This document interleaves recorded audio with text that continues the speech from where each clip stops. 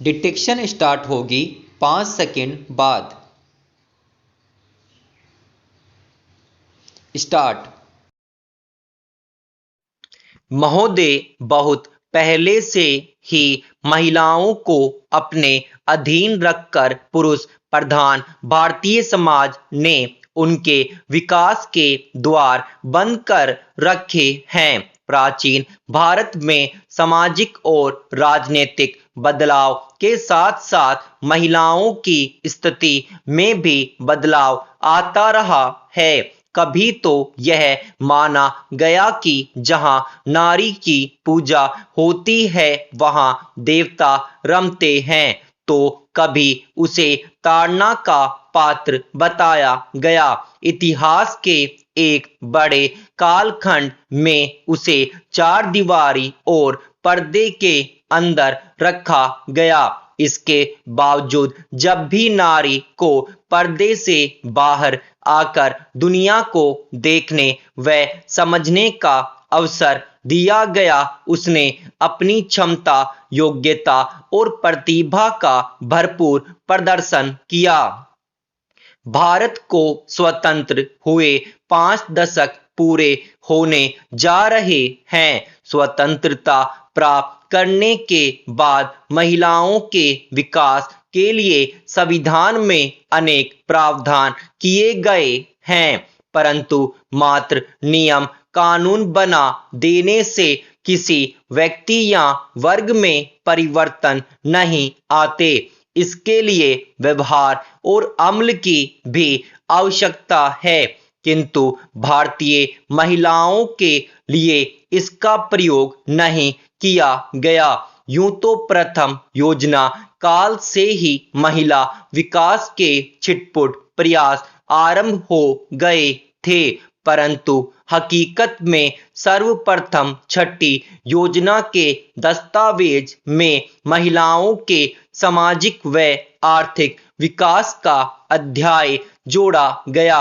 इसके बाद से महिला विकास की योजनाएं निरंतर क्रियाशील रही, फिर भी भारतीय महिलाओं की स्थिति में अपेक्षित परिवर्तन नहीं लाया जा सका है। जब भारतीय महिलाओं की तुलना दूसरे देशों की महिलाओं से की जाती है, तो हमें बड़े दिलचस्प तथ्यों से साक्षात्कार करना पड़ता है और हम तभी जान पाते हैं कि भारतीय महिलाओं की वास्तविक स्थिति क्या है, यानी बेहद चिंताजनक और दुरूह है। क्योंकि एक अध्ययन से ज्ञात हुआ कि दुनिया के 130 देशों में भारतीय महिलाएं 99वें स्थान पर है। शायद इसका कारण है भारतीय महिलाओं के विकास के मार्ग में अनेक बाधाएं, जैसे शिक्षा के अवसर उपलब्ध न होना। इससे उसका स्वाभिमान, उसकी चिंतन शक्ति और उसकी जिजीविषा का विकास अवरुद्ध हो गया। इसका प्रमाण है स्वतंत्रता के बाद 48 वर्षों तक कभी शिक्षा में महिलाओं को पुरुषों के बराबर न ला पाना, जबकि दूसरे देशों ने महिलाओं को शिक्षित बनाने में अधिक जोर दिया। हाल ही में नई दिल्ली स्थित भारतीय विश्वविद्यालय संगठन द्वारा प्रकाशित आंकड़े बताते हैं कि हमारे देश की 15 वर्ष से अधिक आयु वाली 34% महिलाएं ही शिक्षा प्राप्त कर सकी हैं, जबकि इजराइल, स्पेन, इटली व हंगरी की 89 से 94%, श्रीलंका की 85%, चीन की 68%, ईरान की 52% तथा पाकिस्तान की 14% महिलाएं शिक्षित हैं। शिक्षा के इस अधोपतन के अतिरिक्त अल्प आयु में महिलाओं का विवाह भी उनके विकास में एक बड़ी बाधा रही है। वैसे तो भारत में बाल विवाह बहुत पहले से ही प्रचलित रहा है, परंतु अब कानून द्वारा बाल विवाह पर रोक लगा दी। महोदय, राजस्थान, बिहार, मध्य प्रदेश तथा उत्तर प्रदेश जैसे राज्यों में 12 से 14 वर्ष की आयु में अबोध बच्चों का विवाह संपन्न होना एक सामान्य सी घटना है। आखा तीज के दिन राजस्थान में छोटे छोटे बच्चों के सामूहिक विवाह की परंपरा किसी से छिपी नहीं है। अल्प आयु में विवाह के कारण अपरिपक्व अवस्था में ही गर्भ धारण व प्रजनन कार्य आरंभ हो जाता है। इसी कारण भारतीय महिलाओं में औसत कुल प्रजनन दर 3.4 है, जबकि जापान, इटली, स्पेन, हंगरी व कनाडा में यह दर 1.2 व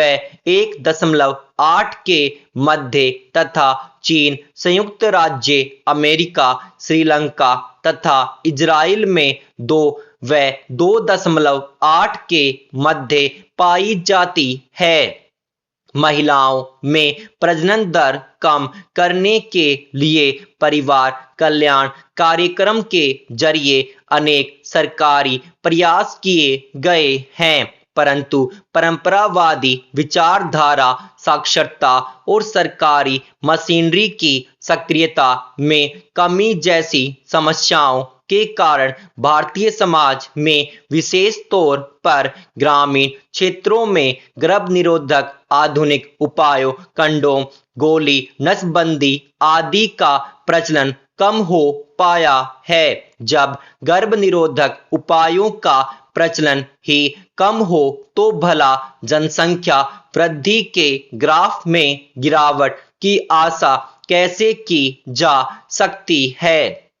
1990-2000 के उपलब्ध आंकड़ों के अनुसार 36% भारतीय महिलाओं में गर्भ निरोधक आधुनिक उपाय प्रचलित हैं, जबकि पाकिस्तान को छोड़कर अमेरिका, कनाडा, हंगरी, जापान, चीन, श्रीलंका तथा ईरान की महिलाओं में अधिक है। एक अनुमान के अनुसार विवाहित भारतीय महिलाओं के प्रजनन काल का 80% समय बच्चों को जन्म देने व उनको स्तनपान कराने में ही व्यतीत हो जाता है। यह गर्भ निरोधक आधुनिक उपायों के कम प्रचलित होने का ही दुष्परिणाम है।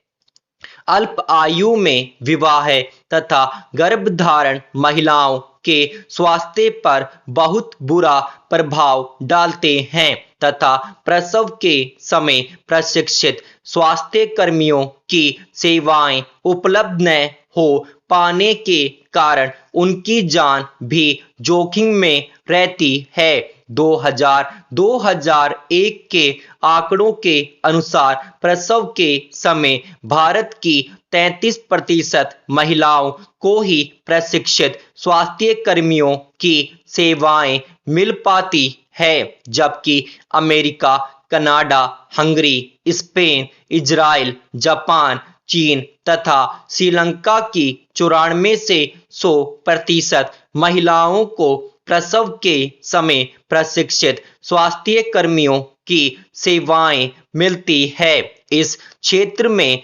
पाकिस्तान की महिलाएं भी भारतीय महिलाओं की तुलना में बेहतर है।